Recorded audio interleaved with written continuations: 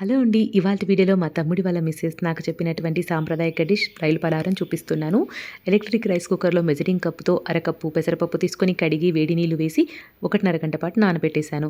ఇప్పుడు అదే కప్పుతో 1:30 గ్లాస్ బియ్యపు పిండిని ఒక బౌల్‌లోకి తీసుకొని రుచికి సరిపడినంత ఉప్పు, వేడి నీళ్లు వేసి చక్కగా మిశ్రమాన్ని ముద్దలాగా తయారు చేసుకుంటున్నాను.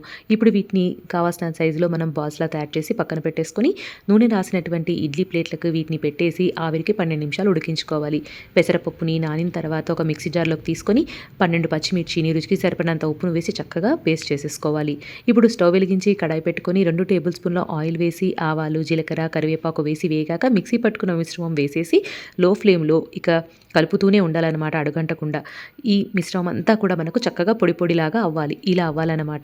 ఇప్పుడు ఈ స్టేజ్‌లో 1:30 టేబుల్ స్పూన్ పచ్చి కొబ్బరి తురుము, ఉడికించుకున్నటువంటి బాల్స్, కొత్తిమీర తరుగు, కొద్దిగా నిమ్మకాయ రసం వేసి పైన మూతను మూసి ఒక 2 నిమిషాలు ఉడికించుకుంటే రైలు పలారం తయారు.